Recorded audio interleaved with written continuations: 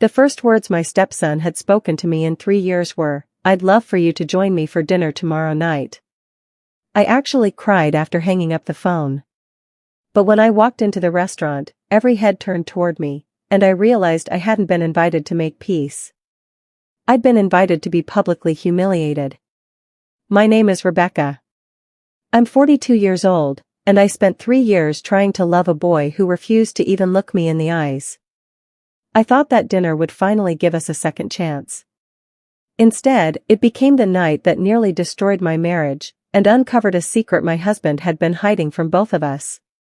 I met my husband, Michael, 5 years ago. He was a widower raising his 16-year-old son, Tyler. Tyler had lost his mother to cancer when he was 13. By the time I entered their lives, his grief had hardened into anger. I understood why. I never tried to replace his mother. I only wanted him to know he wasn't alone.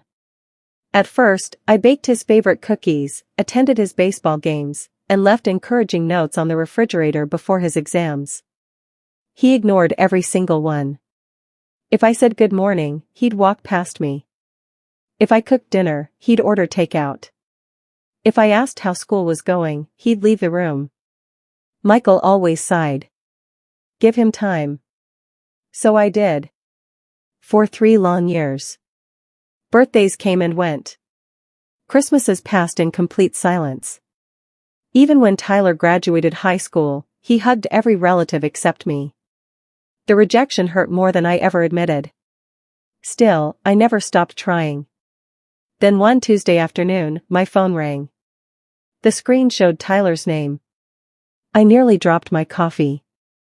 When I answered, his voice sounded strangely calm. Rebecca? It was the first time he'd ever called me by my name instead of pretending I didn't exist. Yes? I was wondering if you'd have dinner with me tomorrow. I couldn't believe what I was hearing. Just us? Yeah. I smiled through tears. I'd love that.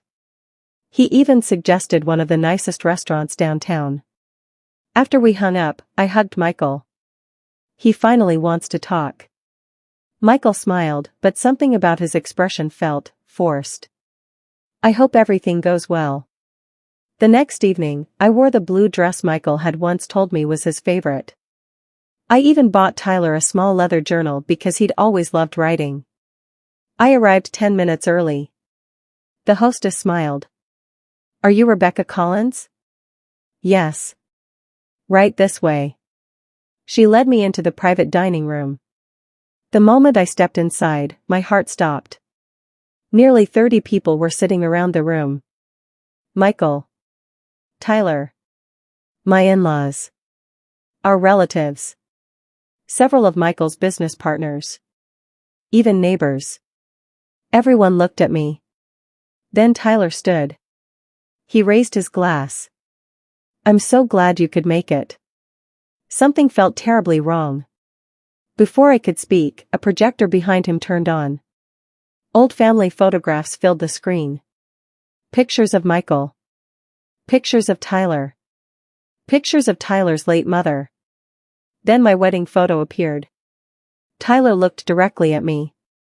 My dad remarried 3 years after my mom died. The room stayed quiet. I've spent years pretending to accept it. He paused. But tonight, I'd like everyone to know how I really feel. My stomach twisted. He pointed at me. This woman stole my family. Whispers spread across the room. I felt my face burn. I never wanted another mother. His voice cracked with anger. And I definitely didn't want her. I looked toward Michael. He remained completely silent. That hurt even more. Tyler continued. People keep telling me to move on. He laughed bitterly. So tonight, I thought I'd finally be honest. I couldn't breathe. Every eye in the room stayed fixed on me. I never asked for any of this.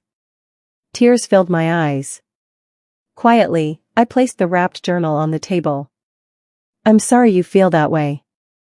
I turned toward the door. Then someone grabbed my wrist. It was Michael. Please. I looked at him. You knew? He lowered his head. I found out yesterday. And you let me come anyway? I thought maybe he just needed to vent. My heart shattered. You watched your son ambush me. I pulled my hand away and walked out. Behind me, Tyler shouted. Running away doesn't change anything. I cried the entire drive home. An hour later, Michael returned. He apologized over and over. He lost control. I stared at him. No. You did. For the first time in our marriage, I slept in the guest room. The next morning, I packed a suitcase. Not because I wanted a divorce. Because I needed space. Then another twist arrived. Michael's older sister, Linda, called me secretly. Rebecca. Her voice trembled. You deserve to know why Tyler hates you so much. I frowned. What do you mean? It wasn't his idea. My heart skipped. What? Linda took a deep breath. Someone's been feeding him lies for years. She asked me to meet her privately. At her house, she handed me an old tablet. It belonged to my mother. Inside were screenshots of text messages. Thousands of them. The sender's name made my blood run cold. Diane. Michael's late wife's sister. Tyler's aunt. For 3 years she'd been sending him messages almost daily. If Rebecca really loved your dad, she'd never have married him. She's only after your inheritance. Your mother would be ashamed. Don't let her replace your real family. Message after message. Year after year. Tyler had been poisoned against me. I looked up. Does Michael know? Linda nodded sadly. He found out 6 months ago. I froze. He knew? He thought ignoring it would make it disappear. I couldn't believe it. He'd hidden the truth instead of protecting our family. That evening I confronted him. You knew Tyler was being manipulated? Michael couldn't even look at me. I didn't want him to lose his aunt too. I laughed bitterly. So instead, you let me lose my dignity. He started crying. I was trying to keep the peace. No. I whispered. You were protecting everyone except me. I left. For 2 weeks, I ignored every phone call. Then Tyler appeared outside my apartment. Alone. He looked exhausted. His eyes were swollen from crying. I need to show you something. Against my better judgment, I let him inside. He pulled out his phone. I finally checked Aunt Diane's old emails. He handed it to me. There were dozens of conversations between Diane and someone else. Another name I recognized immediately. My husband's cousin, Eric. Together they'd been planning for years. If Tyler rejected me, our marriage would eventually collapse. If Michael divorced me, Eric believed he'd have a better chance of becoming executor of my wealthy father-in-law's estate and influencing future inheritance decisions. They had turned a grieving teenager into a weapon. Tyler covered his face. I believed every word. He started sobbing. I thought you were pretending to love us.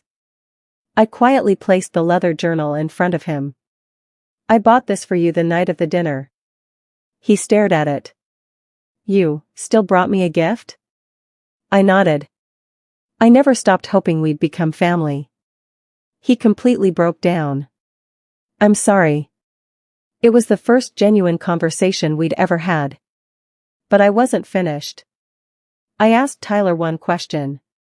Are you willing to tell everyone the truth? He nodded without hesitation. 3 weeks later, Michael's father celebrated his 80th birthday. The entire family gathered.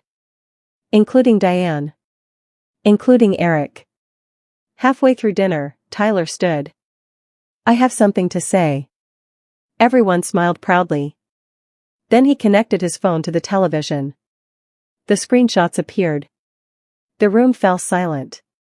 Message after message exposed years of manipulation. Diane's face turned white. Eric immediately stood. This is taken out of context. Tyler looked directly at him. You told Aunt Diane that if Dad divorced Rebecca, you'd gain control over Grandpa's estate. Gasps echoed around the room. Grandpa slowly stood. He looked at Eric. Is this true? Eric couldn't answer. Then Grandpa opened his safe in front of everyone. He removed his updated will. I signed this yesterday. Everyone stared. I've decided that anyone who manipulates this family for money will receive absolutely nothing. He looked directly at Diane. And that includes you. Diane burst into angry tears. Eric stormed out. Nobody followed them. Then Tyler turned toward me. His hands shook. I'm sorry for every birthday I ignored. His voice cracked. I'm sorry for every meal you made. Tears rolled down his face. I'm sorry I believed people who never loved me more than the person who never gave up on me. He walked over slowly. Then, for the very first time, he hugged me. The room exploded into tears. Even Michael cried openly. Later that night, he apologized again. I failed both of you. You did. I answered honestly. But now you have to earn our trust. He nodded. I will. Healing didn't happen overnight. It took months of family therapy. Long conversations. Painful truths. Real accountability. Michael stopped avoiding conflict and finally started protecting the family we'd built instead of pretending problems didn't exist. Tyler slowly began calling me when he needed advice. He asked me to help him decorate his first apartment. On Mother's Day, he surprised me with a small framed photograph. It was taken during Grandpa's birthday. The moment he hugged me. On the back, he'd written 7 simple words. Thank you for loving me when I couldn't. I still keep that frame beside my bed. Sometimes people think the most important night of my life was the dinner where my stepson humiliated me in front of everyone. They're wrong. The most important night was the one where the truth finally had a seat at the table. Because the boy who ignored me for 3 years didn't just become my stepson that day. He finally became my son.